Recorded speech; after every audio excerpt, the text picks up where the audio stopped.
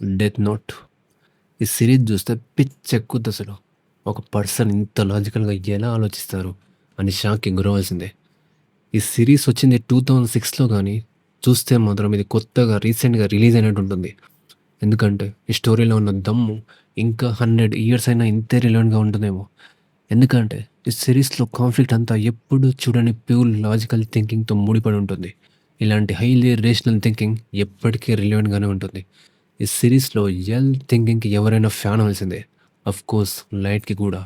And దీంట్లో light girl friend మీసా అనే అమ్మాయిని లైట్ మోసం చేసే విధానం చూస్తే మెంటల్ లెవాల్సిందే. అంత బావుంటుంది. అండ్ ఇంకా దీంట్లో విపరీతంగా నచ్చేదేందంటే లైట్ అనే క్యారెక్టర్, ఎల్ అనే క్యారెక్టర్ వాళ్ళు కావాల్సిన దానికోసం చచ్చిపోవడానికి కూడా రెడీగా ఉంటారు. అదైతే నాకు విపరీతంగా నచ్చింది. అండ్ మీకు లాజికల్ థింకింగ్ అంటే ఏ మాత్రం ఇంట్రెస్ట్ ఉన్నా ఈ షో చూశాక ప్యూర్ లాజిక్‌గా ఎలా ఆలోచించాలి అండ్ మ్యానిప్యులేషన్, చీటింగ్ ఎలా జేస్తారు అవన్నీ అనదర్ లెవెల్‌గా అర్థమవుతాయి.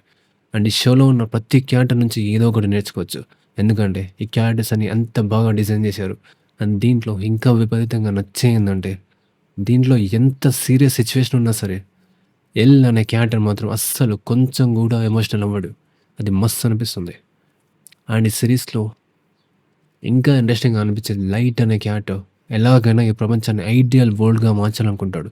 అండ్ ఎల్ ఆలోచించే విధానం గూడా సూపర్ ఉంటుంది. అండ్ దీంట్లో ఉన్న బీజీఎం, కెమెరా యాంగిల్స్ కూడా వేరే లెవెల్ ఉంటాయి. అండ్ ఈ సిరీస్ ఎంత ఇంట్రెస్టింగ్ అండ్ సర్ప్రైజింగ్ ఉంటుంది అనే దానికి ఒక సీన్ ఎగ్జాంపుల్‌గా చెప్పాలనుకుంటున్నాను. అదేంటో తెలియాలంటే ఫస్ట్ ఈ సిరీస్ ఎలా వర్క్ అవుతుందో తెలియాలి. సో, లైట్ అనే అతను డైలీ కాలేజ్ నుంచి వస్తుంటే తనకు జపాన్‌లో ఎక్కువ వాడిని వీడు చంపాడు. అక్కడ అంతమంది చనిపోయారు. ఇక్కడ ఇంతమంది చనిపోయారు అని రోజు అదే వినిపిస్తుంది. అది చూసాక లైట్‌కి ఈ ప్రపంచం ఇంక మారదా అనిపిస్తుంది. అదే టైంలో డెత్ నోట్ అనే నోట్‌బుక్ వేరే లోకం నుంచి భూమి మీద పడుతుంది. అది లైట్‌కి దొరుకుతుంది.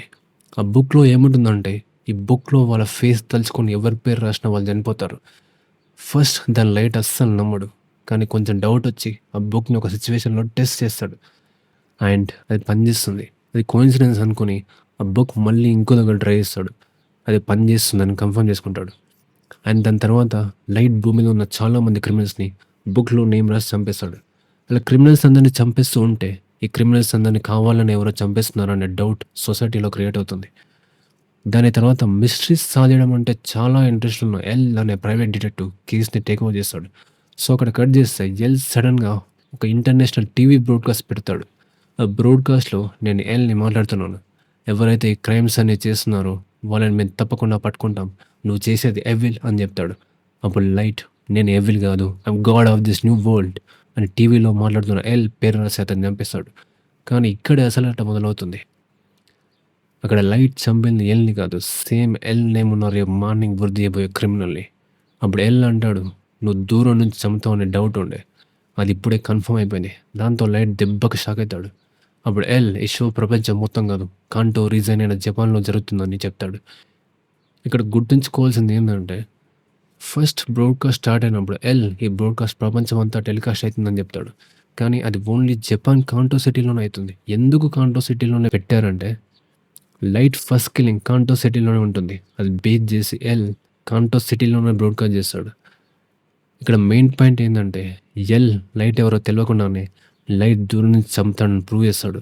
దాంతో పాటు జపాన్ కాంటో రీజియన్‌లోనే లైట్ ఉన్నాడని కన్ఫర్మ్ చేస్తాడు. అది ఎల్ థింకింగ్ కెపాసిటీ అంటే. అండ్ నేను ఫైనల్‌గా చెప్పేదేందంటే మీకు లాజిక్ అంటే ఏ మాత్రం ఇంట్రెస్ట్ ఉన్నా ఈ షో చూశాక మీకు ఏ షో దీనికంటే నచ్చడం కష్టం. That's it. Thank you for watching.